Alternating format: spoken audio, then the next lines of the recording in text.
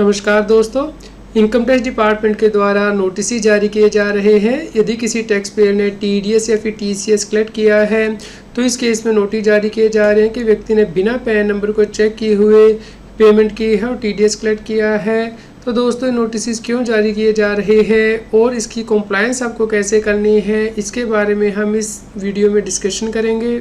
दोस्तों, मान लीजिए आपने किसी व्यक्ति से प्रॉपर्टी खरीदी है और कंसिडरेशन की वैल्यू 50 लाख रुपए से ज़्यादा है, तो उस केस में आपको 1% टीडीएस डिडक्ट करना होता है। आपने 1% टीडीएस भी डिडक्ट किया है, लेकिन फिर भी आपको नोटिस आ सकता है इनकम टैक्स डिपार्टमेंट से कि आपने टीडीएस गलत डिडक्ट किया है, क्योंकि आपने व्यक्ति के पैन नंबर को चेक नहीं किया है।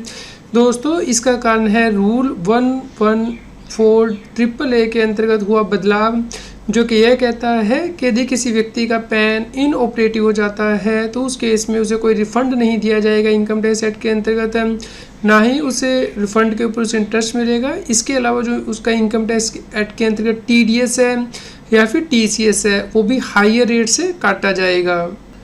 तो दोस्तों, यदि कोई व्यक्ति अपने पैन को आधार से लिंक नहीं करता है तो उस केस में उसका पैन इनऑपरेटिव कर दिया जाता है इनकम टैक्स डिपार्टमेंट के द्वारा, और उस केस में हायर टीडीएस और टीसीएस की प्रोविज़न एप्लीकेबल हो जाती हैं। तो दोस्तों, यदि किसी व्यक्ति का पैन इनऑपरेटिव हो जाता है तो उस केस में सेक्शन 206AA की प्रोविज़न एप्लीकेबल हो जाती हैं, यानी कि उस केस में आपको टीडीएस काटना होता है। जो टीडीएस के रेट इनकम टैक्स एक्ट की स्पेसिफिक जो प्रोविज़न है उसमें मेंशन किए गए हैं, या फिर जो रेट इन फोर्स हैं या एट द रेट ऑफ 20%, इनमें से जो भी हायर हो।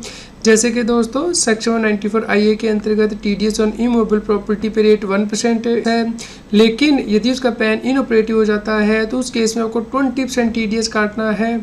तो दोस्तों, आपको कैसे चेक करना है कि किसी व्यक्ति का पैन जो है ऑपरेटिव है या इनऑपरेटिव है, इसके लिए आपको incometax.gov.in वेबसाइट पे जाना है और यहाँ पे लेफ्ट हैंड साइड में वेरीफाई योर पैन का लिंक दिया गया है, इसे क्लिक करना है। दोस्तों, यहाँ पे आपको पैन नंबर एंटर करना है, फुल नेम एंटर करना है, date of birth as per PAN enter करनी है, मोबाइल नंबर एंटर करना है जिससे कि मोबाइल पे ओटीपी आएगा। उसके बाद कंटिन्यू बटन पे प्रेस करना है। दोस्तों, यदि आपका पैन एक्टिव होगा और ऑपरेटिव होगा, इस प्रकार से आपको मैसेज दिखाई देगा, PAN is active and detail as per the PAN. लेकिन दोस्तों, यदि आपका पैन इनऑपरेटिव होगा तो इस प्रकार से नीचे मैसेज दिखाई देगा, PAN is active detail as per the PAN, note PAN of the taxpayer is inoperative as it not linked with आधार।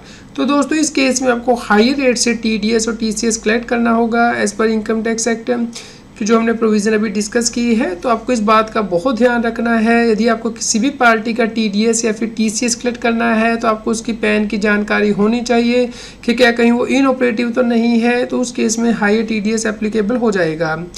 उम्मीद करते हैं दोस्तों आपके लिए यह न्यूज़ यूज़फुल रही होगी। कृपया लाइक करें और शेयर करें ताकि सभी लोगों के पास ये जानकारी पहुंच पाए और वो इनकम टैक्स की कंप्लायंस कर पाएँ। रेगुलर जीएसटी और टैक्स अपडेट के लिए इस चैनल को सब्सक्राइब करें। आप हमें Telegram app CA Satbir Singh टैक्सिल पे ज्वाइन कर सकते हैं ताकि आप जीएसटी और इनकम टैक्स के रेगुलर अपडेट अपने मोबाइल पर ही प्राप्त कर सकें।